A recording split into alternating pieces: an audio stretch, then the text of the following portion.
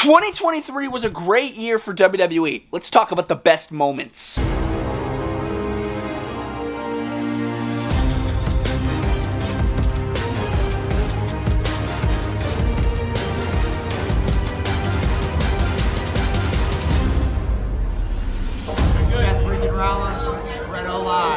What is going on, guys? Bretto Live back with another video, and today we're going to be talking about the absolute best moments of 2023 when it comes to WWE. Great moments when it comes to Sami Zayn, The Bloodline, CM Punk, Randy Orton. Oh my gosh, this year was freaking fantastic when it comes to WWE. It has been a very long time, in my opinion, since we've had a year with WWE where it's been this good and this memorable. 2023 was so good, starting of course with the Royal Rumble, ending off here with Survivor Series when it comes to pay-per-views. The Raws, the SmackDowns, they've all been pretty decent in my opinion. Definitely better than the past couple years here. We're going to talk about my favorite moments, absolute favorite moments, and I am very excited to do so. But these are my favorite moments. This is my opinion. I want to know your guys' opinion when it comes to your favorite moments that happened in WWE in 2023. Feel free to let me know yours down in the comment section down below. Let's stir some controversy. What's your favorite moment? Let me know down in the comments. And without further ado, let's jump into my favorite moments of 2023 when it comes to WWE. WWE 2023. Let's go. Starting over here, we have Sami Zayn turning on Roman Reigns with a steel chair shot right to the back while Roman Reigns was trying to test Sami Zayn's allegiance to the Bloodline. And Sami Zayn made his choice. He turned on Roman, turned on the Bloodline, eventually would go on to WrestleMania to defeat the Usos for the tag titles. So he definitely made the right decision when it comes to turning on Roman Reigns. And what a heck of a moment right here. I loved this. The pop was so good too at the Royal Rumble. My goodness. Austin Theory. Inside of the Elimination Chamber, he had to defend his United States Championship against 5 other men, and he freaking retained his title. That shocked the hell out of me, so I had to include it in this year in review. He ended up pinning Seth Rollins with the A-Town down after Logan Paul interjected and walked through the front door of the chamber and hit a buckshot lariat to Seth Rollins to take him out. Theory retains his United States Championship. Shocked the hell out of me. Kevin Owens was very hesitant on welcoming Sami Zayn back into his life, but on an episode of SmackDown, while Sami Zayn was fending off the Usos 2-on-1, Kevin Owens came to the aid of Sami Zayn. He came out, fought Jay, fought Jimmy, and fended him off, and then Sami Zayn and Kevin Owens hugged, which made a great pop for this SmackDown crowd, building more and more anticipation for when they win the Undisputed Tag Team Championships at WrestleMania. Gunther and Brock Lesnar coming face to face in the Royal Rumble match. I really enjoyed this year's Royal Rumble match. I think it had a lot of highlights. I think it was really well put together. Gunther, in my opinion, was the highlight of the match. He was decking people left and right. He was the final two. He was the one that went up against Cody Rhodes. Cody Rhodes, of course, throwing Gunther over the top rope to win the match. But yes, I do want to see Brock and Gunther eventually face in the future. But I feel like Gunther has to drop his Intercontinental Championship before he could face Brock. I don't know why, because I just don't see Brock fighting for the IC title. I really don't see that happening. But this was a heck of a moment right here when they came face to face, and a heck of a Royal Rumble match, which ended with Cody Rhodes finishing another chapter in the story by winning the Rumble, pointing at the Mania sign, and going on to WrestleMania to face Roman Reigns, which I will talk about in a bit. Payback 2023, that one street fight match with the Judgment Day, loved it. Sami Zayn, Kevin Owens, this was a heck of a match. We saw Rhea Ripley spear Kevin Owens through the barricade. We saw Kevin Owens jump off a freaking balcony in the crowd. This match was amazing, with the Judgment Day eventually getting the upper hand and winning this one. I still really enjoyed it, and the spear from Rhea to Kevin through the barricade was pretty freaking fire. Backlash in Puerto Rico. What a heck of a crowd. That could be crowd of the year, even though the crowd that I was in, Survivor Series, War Games 2023, that was a pretty good crowd. But I gotta give credit where credit's due. This Backlash crowd was fantastic in Puerto Rico, especially when Damian Priest went up against Bad Bunny in that street fight match. I loved this match. I think Bad Bunny did a great job. When Bad Bunny first started popping in at WWE, I was like, I don't know how I feel about this guy. But this match definitely solidified his legacy. I really enjoyed it. Of course, hitting the Bunny Destroyer to Damian Priest to pick up the victory. I loved it. Weapons were used. The match was high stakes. Jey Uso firing the last shot on Roman Reigns. Jey Uso tells Jimmy Uso that "you out." and I'm out too. Boom! Super kick to Roman Reigns. Roman Reigns drops down to the mat in dismay, in disbelief. He couldn't believe Jey Uso just took him out with the super kick because Jey, he was always allegiant to Roman Reigns. Jimmy was the first one to hit a blow on Roman Reigns. Jey didn't know how to feel about it, but eventually he came around. Super kick to Roman. He rejoined his brother Jimmy until eventually, obviously, we all know that Jimmy would screw over Jey in the future when Jey was literally about to beat the Tribal Chief.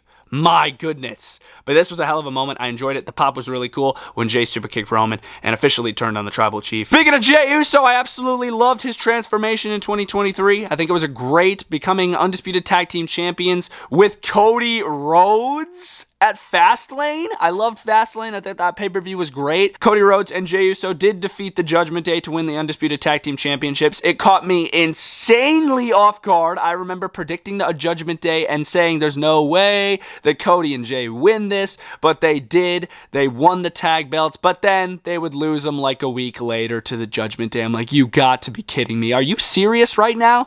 Like, they fought Kevin and Sami in the tag match because they felt like they deserved a tag title match, but then they lose it to the Judgment Day. Like, literally, it felt like right away. I was like, bro, I do not feel like this lasted long enough. I feel like Jey and Cody should have held these belts for a longer time. But when they did have them for the short time, I think they were a dynamic duo, and I really enjoyed when they were champs. Cody Rhodes, yes, was briefly Undisputed Tag Team Champion, meaning he could go to both SmackDown and Raw, so he had a little run-in with the Tribal Chief. He had a little face-to-face confrontation. Could this be foreshadowing their match that they could have at WrestleMania 40, whether Cody Rhodes wins the Royal Rumble or CM Punk wins the Royal Rumble?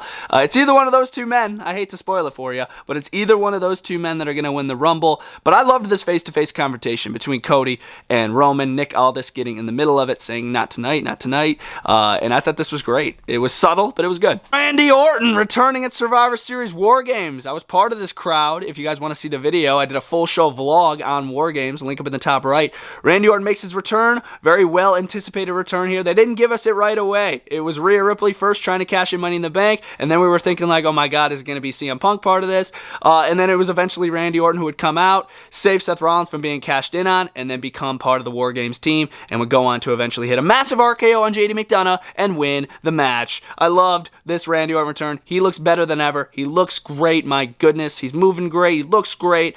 Bro, that back injury's got nothing on Randy Orton. Let's go. Bianca Belair fought Asuka and Charlotte in a triple threat match. Asuka was the current champion at the time. Bianca Belair wins the match, and I'm like, wow, Bianca's champ again. Not bad at all. But then Miss Money in the Bank, Io Sky, runs out, part of Damage Control, of course, and she cashes in Money in the Bank on Bianca Belair, who just won the championship, which I thought was crazy that they did this right away. And then Io Sky wins the Women's Championship, and I'm like, you gotta be freaking kidding me. Io Sky on top. I feel like she's been a solid champ, and for her to take up Bianca like that, once again, I just thought it was a massive shocker, so I had to include it here in the week in review. It was a great triple threat match at SummerSlam, by the way, between those three women, Asuka, Charlotte, and Bianca. Enjoyed it with Io Sky, who wasn't even in the match, coming out on top. The Intercontinental Championship matches throughout the year have been absolutely fantastic. I could name countless ones that I freaking loved. There were so many good ones. Drew, Sheamus, and Gunther at WrestleMania, just to name one. But I thought the Chad Gable and Gunther match stood out insanely. You guys could disagree with me down in the comments down below, but this is like one of my favorite Gunther matches. When he fought Chad Gable, Chad Gable's children were on ringside, his wife was on ringside, and just everybody, like, I know everybody deep down thought that Chad Gable could possibly win this, right? But Gunther overpowered Gable, and this was once again just a heck of a match, and if you missed it, I recommend watching it, because it was a lot of fun. It was really fun to watch, and Gunther once again coming out on top, retaining his Intercontinental Championship, and he is the current longest reigning Intercontinental Champion of all time. Ricochet and Logan Paul's little rivalry that they had earlier this year was not bad. It wasn't too bad. Of course, starting in the Royal Rumble when they collided in the center of the ring, which was crazy. Ricochet and Logan Paul cut a promo on Monday Night Raw where Ricochet absolutely left Logan Paul speechless by jumping over the top rope with a little cartwheel front flip and then landing right on his feet, right in front of the feet of Logan Paul. And Logan Paul couldn't believe it. Logan Paul tried to land one lucky punch on Ricochet. Didn't work out too well. Ricochet got the best of Logan Paul, which I thought was pretty freaking cool, even though Ricochet would eventually lose at the pay-per-view in the future. I wouldn't consider this one of the best moments of the year, but it's one of the highlights. Cody Rhodes looks to finish the story at WrestleMania 39. I was freaking there for this. Cody Rhodes hits 2 crossroadses on Roman Reigns. It looks like he's about to hit a third. Paul Heyman jumps up on the apron, distracts the referee,